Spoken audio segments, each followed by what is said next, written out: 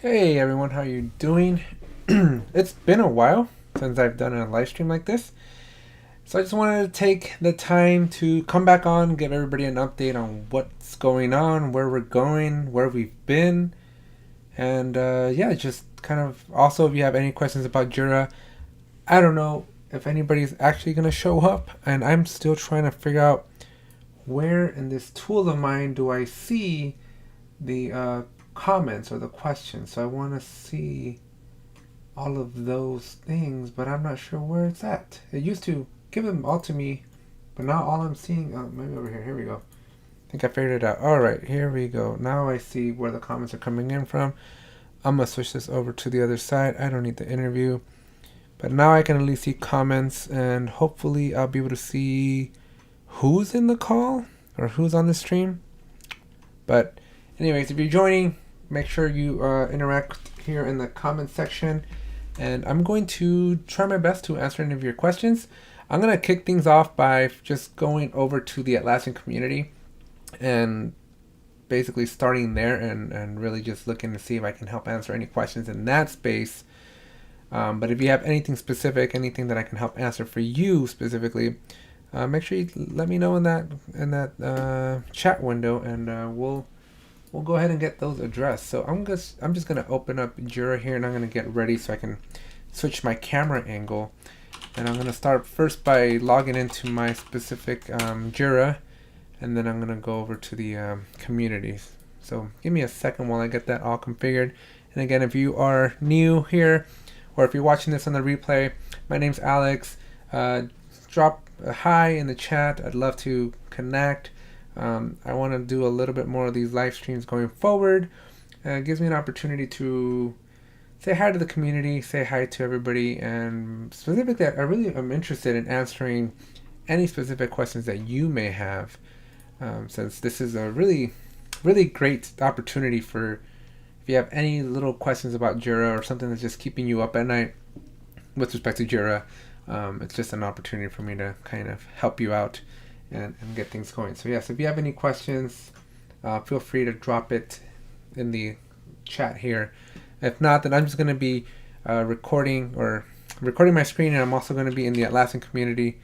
And my goal here is to find some questions, some of the latest questions, specifically around Jira Cloud, and I'm going to try to get those answered, and hopefully cut these clips up into smaller videos and then upload them for you all.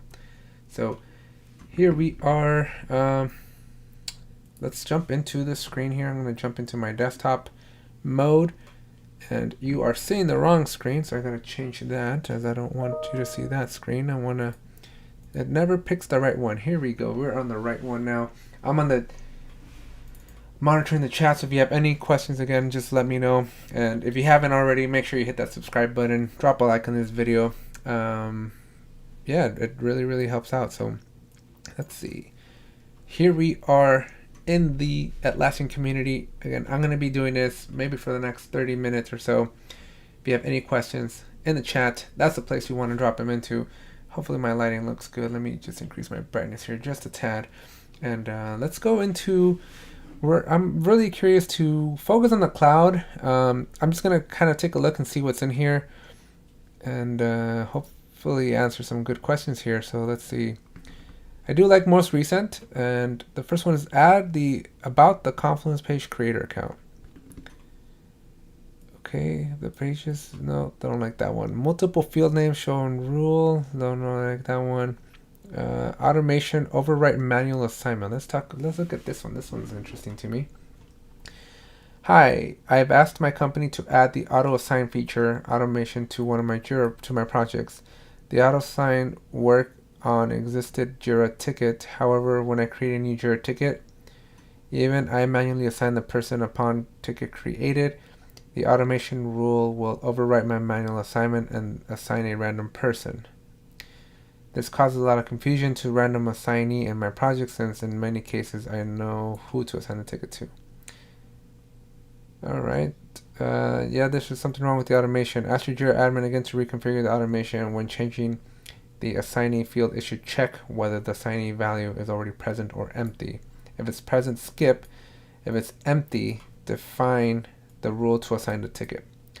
pass this message. Let me know if you have any queries. Okay, so let's talk about Jira automation rules then. I think this is a good opportunity to take a look at how to make rules. If you've never made one before, I'm going to be basically walking you through how to make a rule to auto-assign an issue, and then we'll test it out. I might not get it right the first time, but we're going to show you how to do this. So in order to do automation rules, you actually do need to be a Jira administrator, and not just a project administrator, but you need to be what's called a site administrator, or at least a Jira level administrator.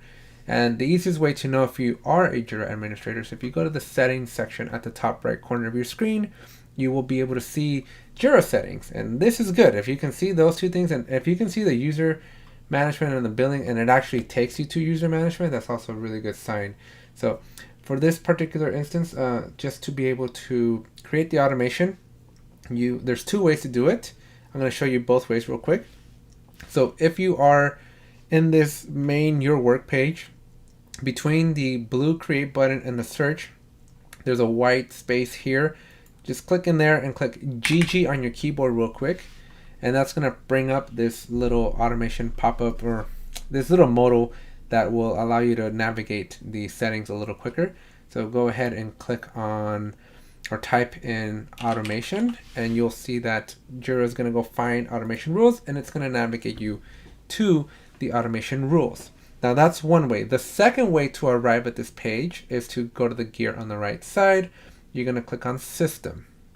This is really key. You're not going to find within here, you are not going to find the specific automation. So once you're in system, you're going to look for automation here in the middle and click on global automation. This actually recently changed. This used to be all the way at the bottom. And so if you're used to looking for it at the bottom, or maybe in yours it's not in the middle and it's still in the bottom, just depends on if Jira's or Atlassian has pushed the latest stuff over to you. But depending on where it is for you, you're still looking for automation. Once you're there, you're going to want to click into the automation, and then you're going to see all your rules. Within these rules, there's a couple of different things that I want to highlight here that might be important for you or valuable.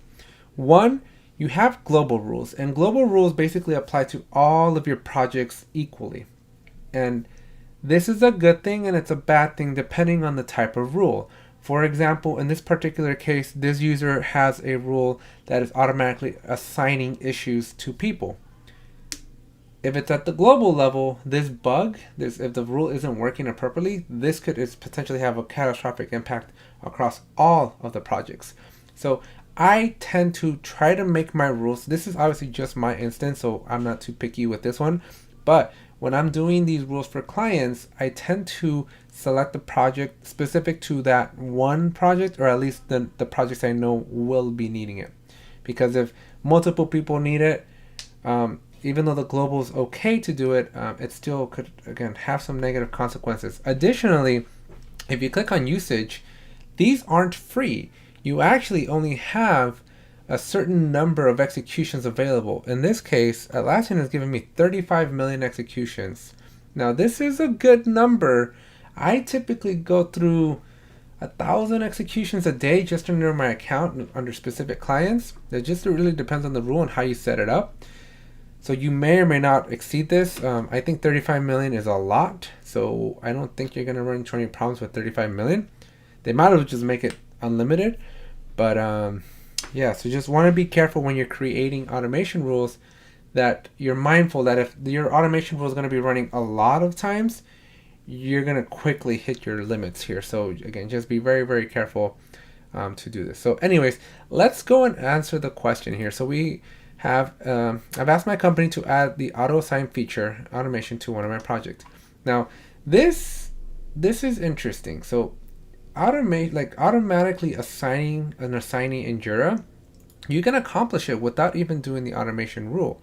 At the project level, and I'm just going to open a new tab so that I'm not just doing a bunch of teeter-tottering on you. But at the project level here, under project settings, you can set a default assignee here. So the description that is in this request here is not very clear, because this first sentence is, I have asked my company to add the auto assign feature, which in my mind, if I'm hearing this for the first time, I'm thinking that the auto assign feature is the feature here where when you create the issue, any issue, it's going to automatically default to the assignee.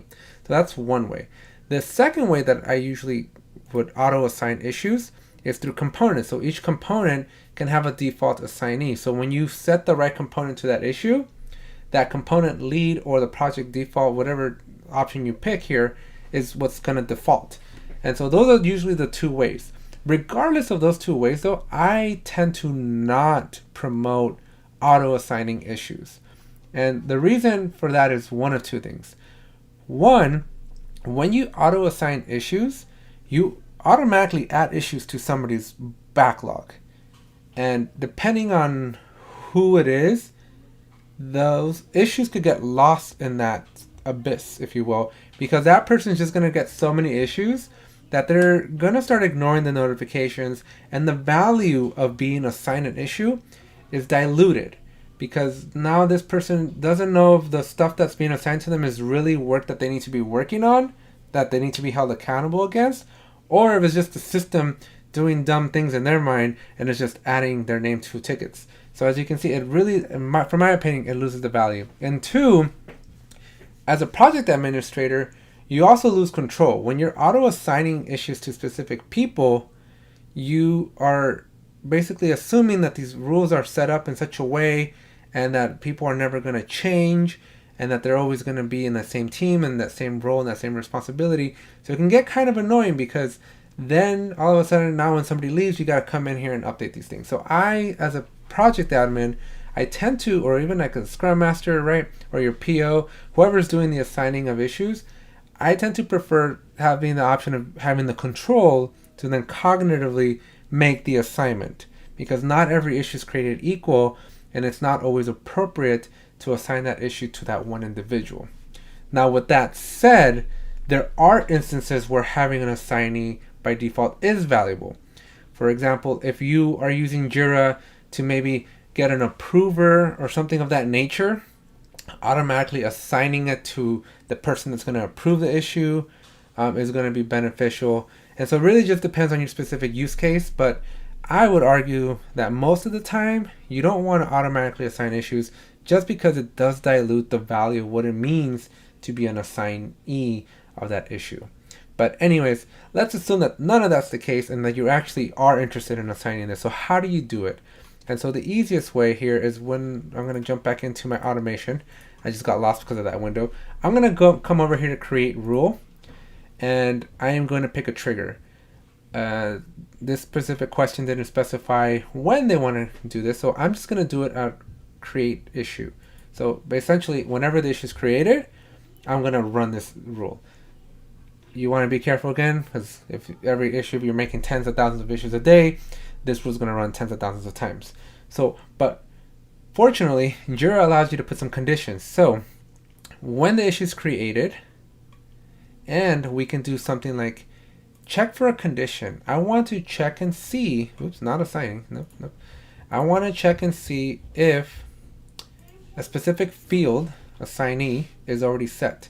So if assignee is empty, then I want to run this rule, right? Because if when I hit the create button, I'm just going to switch over to this button, to the screen here. When I click on create and I'm creating an epic, a story, or task, or whatever it is, I'm just going to do story because it's less fields, I can actually set the assignee. If this is empty for whatever reason, then I want my rule to execute. But if it is set, right, that means that there is a value here, my rule is not going to execute. And I think that's the point that this Atlassian community leader promote here is trying to guide this user, because they're basically saying you should check to see if there's a value already, because if there's a value, the rule shouldn't execute. Because what promote is suspecting, and what I'm suspecting as well, is there's no condition here for assignee is empty. And since the issue isn't, since the condition isn't there, the rule could be when it's created, set the assignee, and it's going to override whatever was already set. But by doing this condition here, Jira is going to go, uh-oh, I don't meet this condition, I'm not going to execute this rule. And so that is, I think, what Promote is trying to tell Tian Xiao. I should not try to pronounce these names on the live stream. This is going to be very bad, very bad idea. So anyways, I think that's what he's saying here. So let's just continue though, assuming that we do have an empty assignee and we do want to set an assignee. You just click on new action. That new action here, we're going to edit the issue. We're going to look for the assignee, and now you can pick whoever you want. So you can actually copy it from another issue. You can copy it from the parent. You can copy it from the epic. You can copy it from the trigger issue. You can copy it, or you can set the specific person or the reporter or the creator.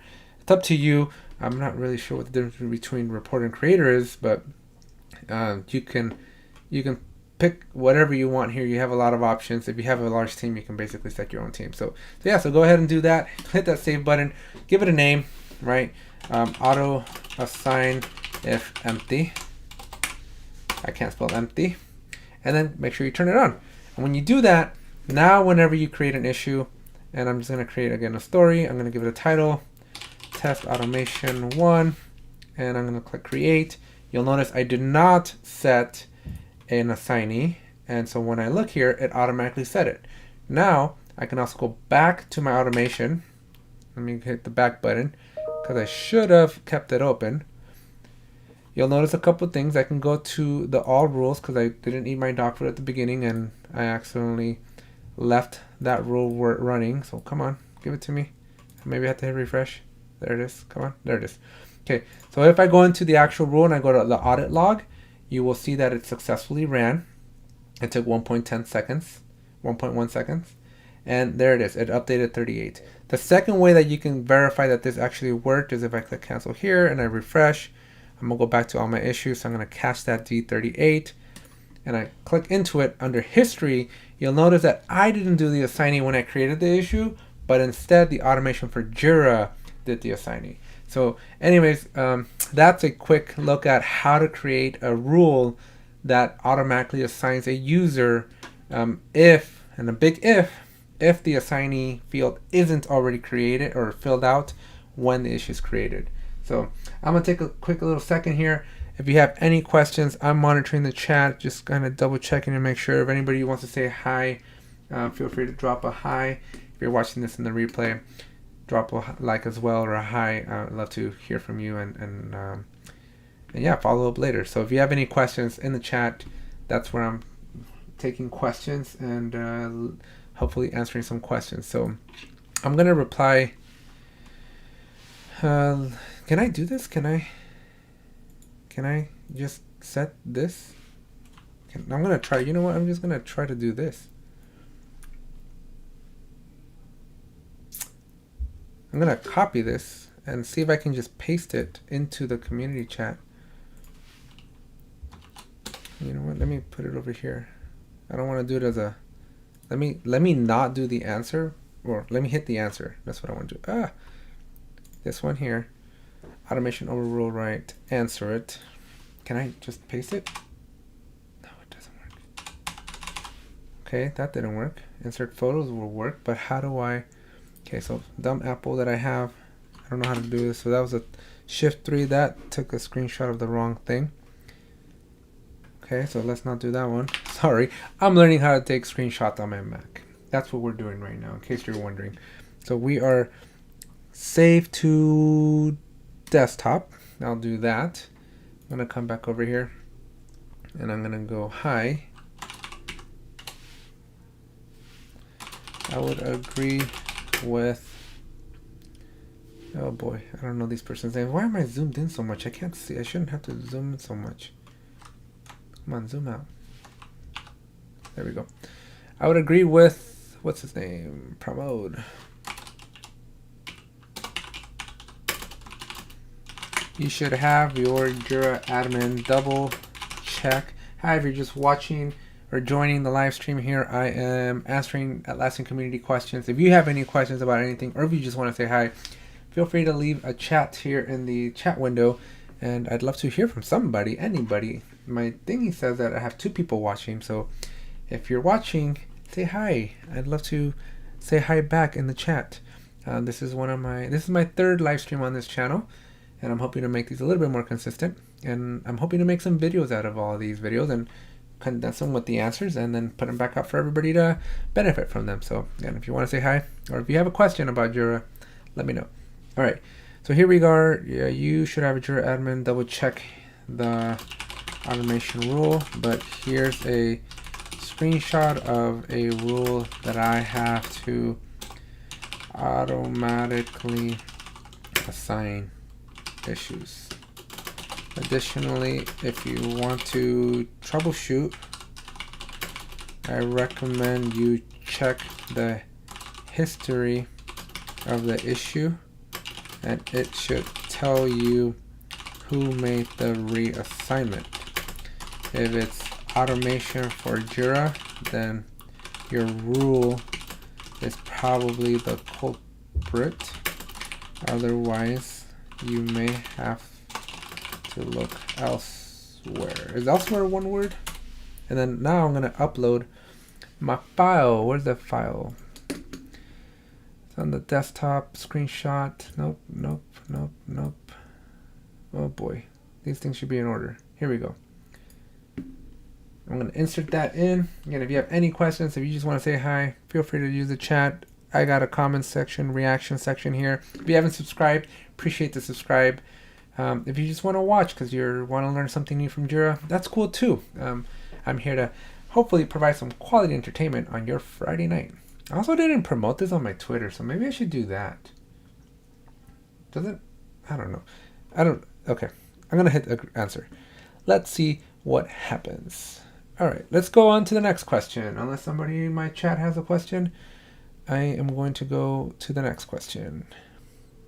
So let's go back and let's see if I can answer another question. So we got that one I was going to skip because I had no idea. This one's on the something else that I don't want to do. This one we just answered. So automation. Send Slack message does not recognize. I got a +1. Oh, cool. Thank you, whoever gave a +1. Slack automation. Send Slack message does not recognize smart values. In the workflow below, I receive a plain text in Slack, but when I attempt to use the smart variable, which is documentation, okay, let's see what it says. Hopefully they provide some input. Hook Slack. Ooh, okay. This looks like it should work. I don't have Slack and I don't have the webhook, so I'm not gonna be able to test this out, but I'm gonna take a note here to do a Slack integration because I think it'd be interesting to see for a future video. Let me just grab my notepad here. I do want to maybe make a video on how to integrate Slack with Jira and then how to do something like this. So I'm just gonna take a quick note here.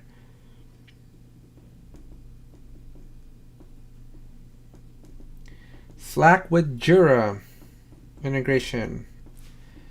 I don't want to go quiet. If I go quiet, you all are gonna leave. I don't want you to leave. So anyways, we're done with that one. We're not gonna be able to answer this one, but I've taken a note here that I'm going to try to make a video at a later point on how to do that. Okay, Google Drive and Microsoft OneDrive macros are deprecated. Don't care about that.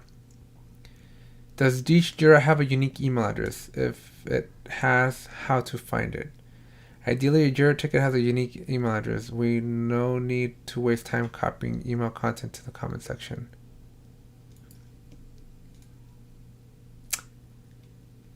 Okay, so let's see. I think I understand what the question is here. Some of these questions are very interesting. Okay, so ideally, if Jira ticket has a unique email address, we no need to waste time copying email to comment to the section.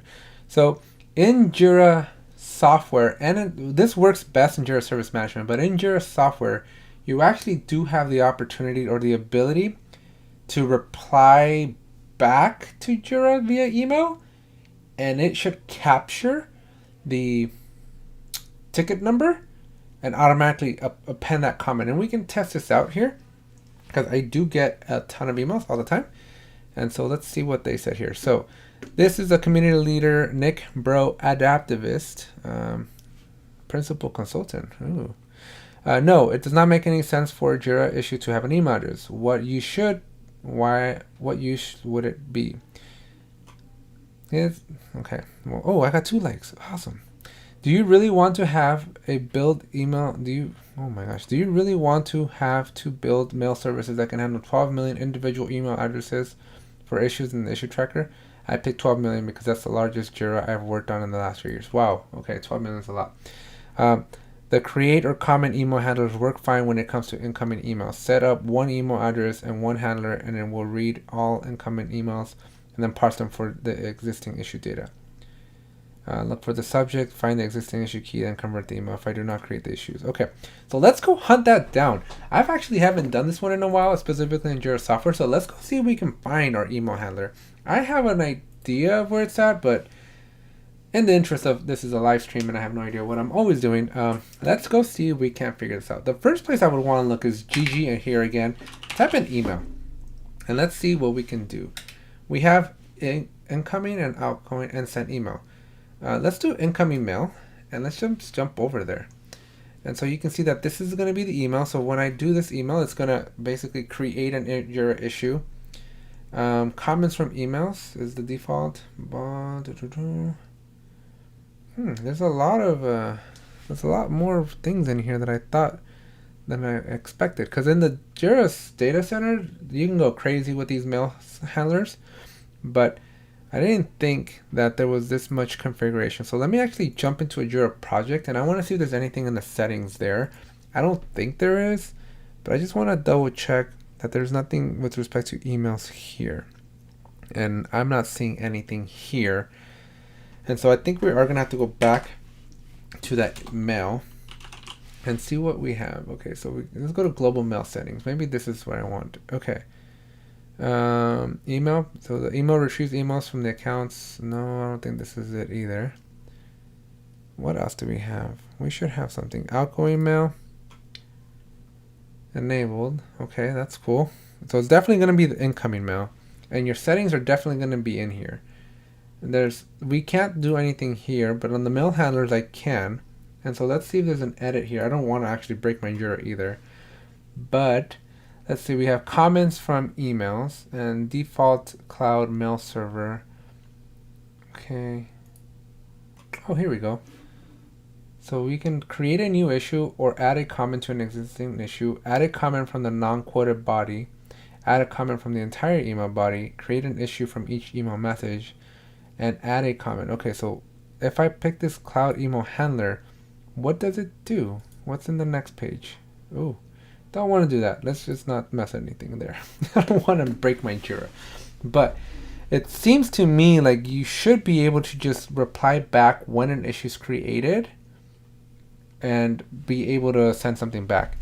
Now, I guess I'm not really answering the question here, but if you wanted to basically take an email that Jira sends to you and then send or append, basically reply back via the email and guarantee that your reply is back either in the body or specifically in the comments, make sure it looks like it's out of the box. It should be able to handle this, specifically if you're in the cloud. But if you wanted to do something differently, you want to come in here and then change your mail handler type and pick one of these options here. One of the common ones that I've seen is add a comment from the non-quoted email body. And what that's going to do is it's going to strip away some of that HTML-ish stuff. And it's going to strip away some of the other things that compose an email. And it's just going to kind of give you the body. So sometimes that's one of the changes that I've seen for certain clients. I've never done it in the cloud. Every email thing that every email configuration that I've done with respect to Jira, it's been from Jira Service Management. Now Jira Service Management is built and it's designed to really allow this email interaction and allow the automatic creation of tickets from an email, because Jira Service Management is it's a tool specifically for like help desks. So that's one of the key functionalities there. And so I'm not going to be able to answer any of this. I'm just going to give this one a thumbs up. I'm going to vote for this one. So I think that's a great answer there. You essentially just want to check. It's already a built-in feature. And the question from that user just didn't make sense. It's way too many. You don't want to do that. Let's go on to the next one. Let's see what we got here. Instant 2701. I have purchased Instant 2701. Okay, that is definitely spam. We don't want to do that. Customer Love Month. Show your pages some love with header images. Ready to shower your Confluence pages with love. Make your team smile and help them retain better. Oh, let's do that then. This sounds fun. I think I can make a quick little video on this. All right, so we're gonna teach you, I'm gonna basically follow these steps, and I'm going to go and add this to my Confluence page. I think this is a cool little thing, and I'm just gonna do it for fun. And so let's see, ready to shower your Confluence pages with love, make your team smile, download any of the header images below. So let's see, which one do you guys like? Anybody in the chat here? Should we go number 1, number 2, number 3, number 4, or number 5? Anybody have a preference? Let's just do something between 1 and 2. Anybody want to in the chat say number 1 or number 2? Nobody? Anybody? It says I have 2 concurrent users. Somebody can type in the chat. This is your opportunity to be a part of the community. Tell me which banner I should put in my Confluence. Come on. I know you want to. I know somebody out there is typing something. You're going to tell me number 1 or number 2? No? Yes? Maybe so? Oh, come on. I'm going to be so disappointed. Nobody? Alright. Well, I'm just going to do the hearts here. I'm going to download this one. Oops, I clicked on it. Let's just download the image. Let's save that in my images. Okay. Next up is add a header image to any Confluence page by simply hovering over the title and selecting add hover. So let's go see how to do that. 3. I don't want to do number 3. That was just the default one. There's no hearts in that one. I want to do number 2. So I've already downloaded number 2. So let's do number 2. Let's go to Confluence. Let's see. I'm going to go back to my APEC Engineering, and I'm going to go to Confluence, and I'm going to create a page here. So let's create a page, and let's follow the instructions. So it says hover over your page title. Everybody catch those instructions? Where was it? Add a header image to any Confluence page by simply hovering over the title and selecting add header image. So I wonder if I have to put a, oh, look at that. There it is. And now I'm going to upload from my downloads. Where did it go? Where is it at? Customer love. This one. Open. My page from the live stream. We'll hit and publish there. And let's see what else is next. Enjoy your beautiful image and increase your viewer engagement. Bonus, share a screenshot of your page with the comment section on social media.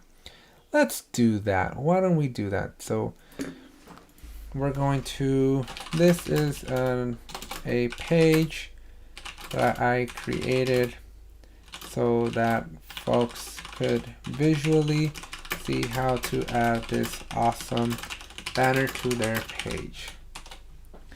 Okay, so now that I have that, I'm going to hit publish. Hopefully it stops rendering. There it is. Okay, so now I'm going to take a screenshot of this. And I'm going to go to Twitter, and I'm going to put it on Twitter and use the hashtag. What was the hashtag? What's the hashtag? Hashtag is Customer Love Month at Confluence. On this cool little challenge, I wanted to participate. Paste my screenshot in and then do hashtag. Oh boy.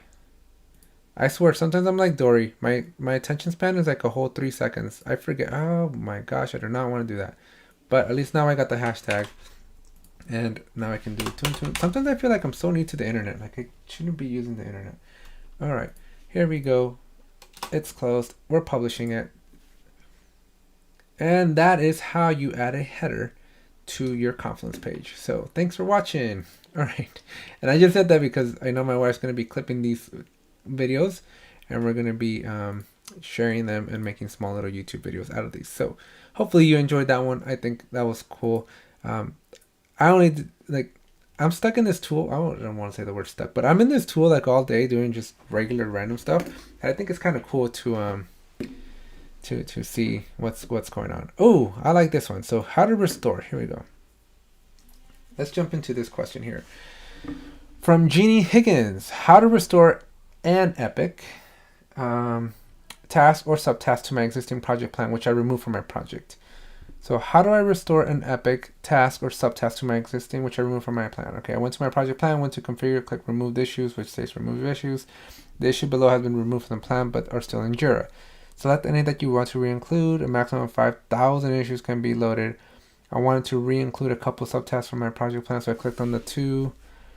Okay, and click re-include, but I do not see this task showing up in my project plan. These were both originally under the parent. Is there some permission? Okay, so this is interesting. You just need to plus. Okay, so Joseph says you just need to access plans configuration, issue sources, edit issue sources. Once issue sources configuration, confirm what's in scope page. Change the drop down on the issues to the epics. Since you're focusing on bringing back your remove, you will see all the epics listed. Well, let's try it out. Let's see if this actually does what it says it's supposed to do. We're gonna first we're gonna go create a plan. I'm gonna put in some issues. So I'm actually gonna teach you how to do that first, and then I'm going to come back in, and I'm going to essentially try to remove them, and then I'm gonna try to do the steps that Joseph did. And I think that's probably gonna be all we're gonna do for the rest of tonight, because I am running out of time. I was only hoping to do this for 30 minutes. And I think I'm gonna be coming up in an hour by the time I finish this. So anyways, let's jump into Jira. We're gonna go to plans. And if you haven't created a plan, this is gonna be your walkthrough on how to create a plan. It's really, really easy. Full disclosure, you must have Jira Premium. If you don't have the Jira Premium Cloud, you're not going to be able to do this. So make sure you are in Jira Premium Cloud so that you can do what I'm about to walk you through. So click on plans, create plan. And we're going to do answer community question 1. And so this is we're going to leave it open. I'm just going to bring in a project. It doesn't matter what project. I'm just going to bring this one in and hit create. So at this point, I have 23 issues that are automatically going to be coming in. I have some epics. I have the stories. Let me add a subtask. Let me add a couple subtasks. Subtask 1, gotta click into it. Subtask 2, and let's just for fun just add a subtask 3. Didn't hit enter. Dang it, didn't work. Okay, here we go. Subtask 3. Okay, so I got 3 subtasks under a story, and that story's got under the epic. So let's just go back and reread those requirements, make sure we're hitting this correctly. So it says, how do I restore an epic? Yada yada yada. The issues I want to remove from the plan. So let's just go. What does she remove? It looked like she removed. Want to re-include a couple subtasks. Okay, so let's just get rid of them first, because I've actually never gotten rid of them. Well, I've gotten rid of subtasks, so I'm just gonna get rid of these 2. And to remove a subtask from your issue, you want to select the little checkbox here, as I just did. And when you select them, you actually want to come to bulk actions, and at the very bottom there is a remove from plan. So when you do that, Jira is going to give you a warning. That warning says issues saved in Jira will be removed from the plan, but can be re-included in the other one, right? So we're going to hit remove, and now they're gone. So that's essentially what this lady has done, and this is a good thing. I think this is exactly what she was talking about with respect to, hey, I did this, now I want to go get them back. So to get them back, you're coming back into configure, and there's a removed issue section, and they don't show up here. Where are they at? Does it take time? No issues are available to remove. Huh. Subtask is subtask? Oh, you know what? I think I know what happened. I think I figured out this lady's problem. Let's try. Okay, I have a theory. I'm going to test my theory out right now. So I'm going to go subtask 4 and subtask 5. Okay, and I'm going to hit review changes. And what this is going to do, this is actually going to take my issues that are in my plan, and it's actually going to push them into Jira. Because when you're in the plan, until they have an actual number, they don't actually exist in Jira yet. So what I suspect happened is what I just did, where I created them and then I removed them, but Jira never knew they existed. So what I'm going to do now is I'm going to actually just remove 2 of them again. Bulk actions, remove from plan. Yes. Okay. Now if I go to configure and I go to my removed issues, it has them in here. And so now I want to select them. I want to click on re-include. Take note, it's number 41 and 40. So I'm going to hit re-include here. And now I'm going to switch back to my plan. And there's 40 and 41. So that is exactly what I think happened. So let's go and reply back. Let's see. So I clicked on the 2 tasks. Re-include.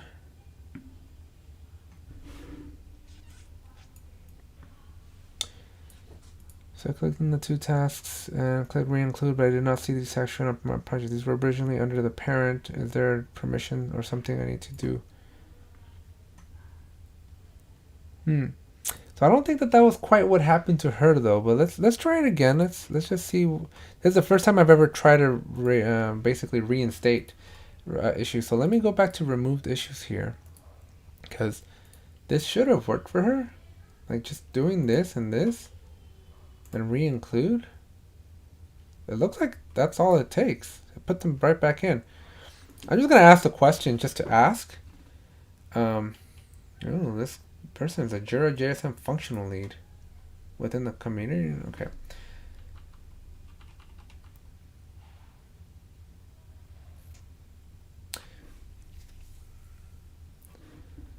I'm just gonna ask the question. Let me bias at. Oh, that's a local company here. How do I, okay, so I want to like this, but then I also want to just reply. I don't want to answer. I don't want to answer yet, but I want to make a comment. How do I make a comment without answering? I don't want to answer the question. Oh boy. Let me just answer the question. Hi. Were the issues you created actually in Jira?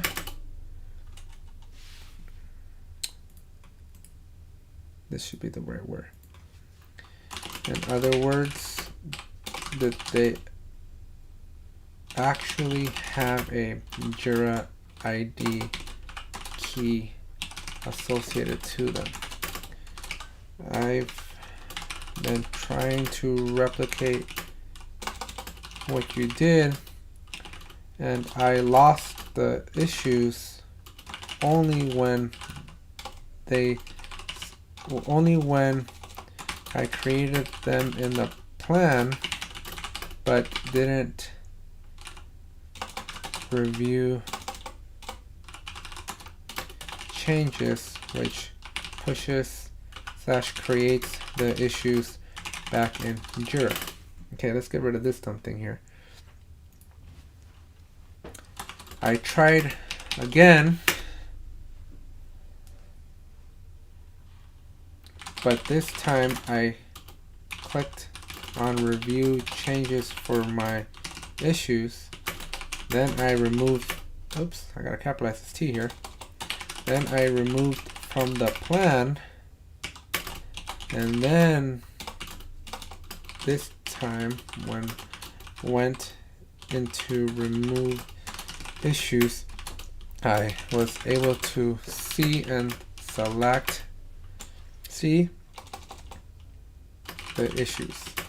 From there, I was able to click on the checkboxes, and I was then able to select re-include, I think. Re-include.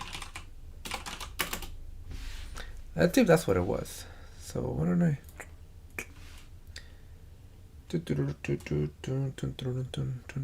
So let me actually make another subtask, some demo subtask, and what I'm going to do is I'm going to remove one that has this and one that doesn't. I'm going to give the lady a screenshot, so I'm going to go shift 4 here. I'm just going to show that, hey, look, I got one without it and one with it. I'm going to save this to the desktop here. I'm going to remove them, just like I've been showing you this whole stream here. I'm going to click remove. I'm going to go to configure.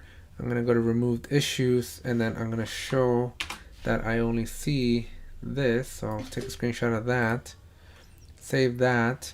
Then I'm going to click on that and then re-include. And then I'm going to go back to my plan, and I'm going to show her that the issues are back. Well, only one of them made it back in because only one of them technically existed. So now let me craft this up in this message, and hopefully we can make more sense. Where, which ones were versus, yeah, it's definitely were. I don't know what Jira is smoking. This is definitely the right word. Were the issues you created actually in Jira? In other words, did they actually save half Jira? So I've been trying to replicate what you did in the last issues only when I created in the plan, but then click review changes. For example, I have 2 sub tasks. One has a valid Jira ID, the other doesn't. So I want to add an image here for my desktop. Oops, too far down. Oh boy, I'm getting tired. I've been running since 5 a.m. I am this one here. I removed them both from my plan.